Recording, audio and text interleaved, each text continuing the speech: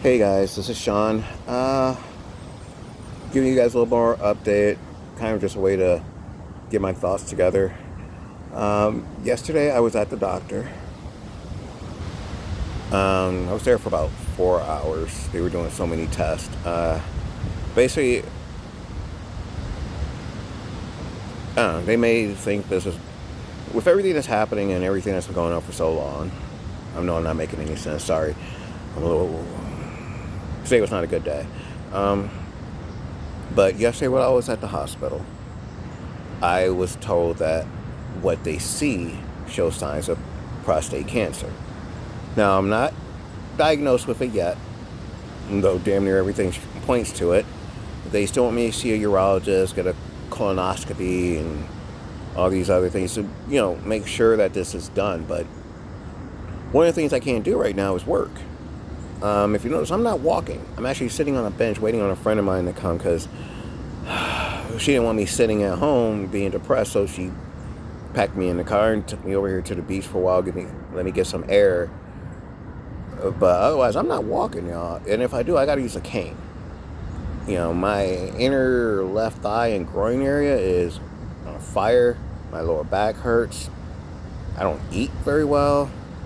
And they basically told me, you are not fit to work. Filled out all the paperwork. I turned it in. It says at least 2 weeks without work, which should allow me to have family medical leave. And I scanned all my paperwork into the system, sent it off. I got a call back saying, yes, we did get your paperwork. Thank you very much. Because of my limitations, should I come into work today, which is now? And they said no. But you will have to talk to your supervisor and let him know what's going on. Fine. I literally just got off the phone with him. Threatened my job, even though I told him I have paperwork that shows I'm not able to stand for long periods of time. Even sitting hurts because I'm pushing on my goodies. I'm really only comfortable when I lay down. Now, with the antibiotics and the medications they gave me, that hopefully should reduce some of the inflammation and the burning that I'm dealing with. But, fun fact, I was, end of August, about 190 pounds. I'm 164. I dropped serious weight. Maybe it's stress. When someone mentions cancer, I can't say that.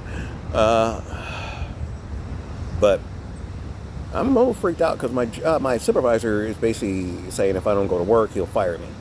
Which he can't do because I already talked to HR. They said, no, you can take today off, but you have to come in Saturday, which is my next shift. I'm like, you do know I have accommodation requests out. I can't do this. It literally says on my paperwork, I cannot stand. I am sitting, has to be within 10 to 15 minutes at a time. So what kind of job am I going to be able to do where I'm sitting for 10, 15 minutes, got to get up, to move around, get back, and go in a warehouse? I work in, an inbound replenishment area, and it's nonstop, 10-hour shift. You are grinding for those 10 hours. They expect you to do 100 pieces an hour and 1,000 pieces a day, minimum. You don't, after about 2 or 3 times, they will talk to you. I've seen people actually, you go talk to them, they come back, they don't have that person with them. So the rule is, if they want to talk to you, they're going to fire you.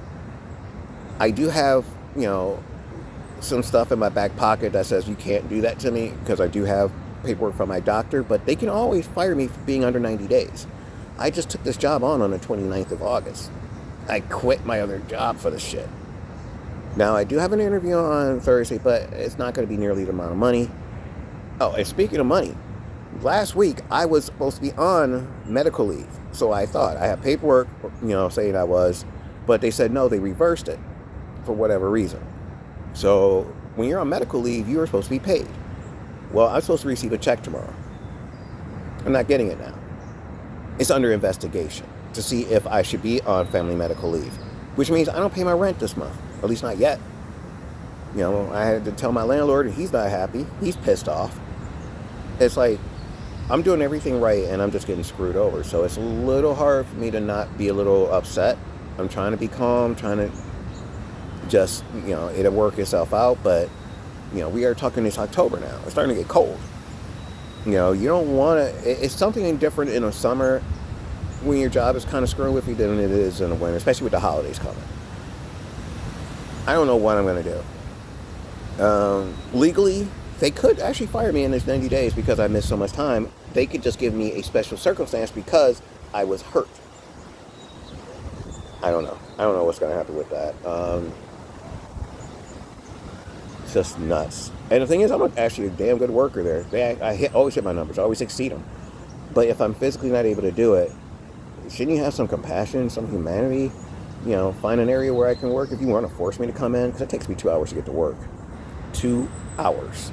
I don't have a car, so I catch the red line and I catch the CJ. Here comes someone now wanting to listen to my conversation. Don't like it. But yeah, there's some things going on that needs to get handled, so we'll see. And maybe in the long run, this will actually be a good thing. Who knows?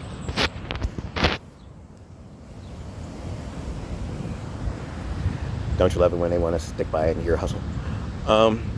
Anyway, yeah, maybe by Thursday I'll have a new job.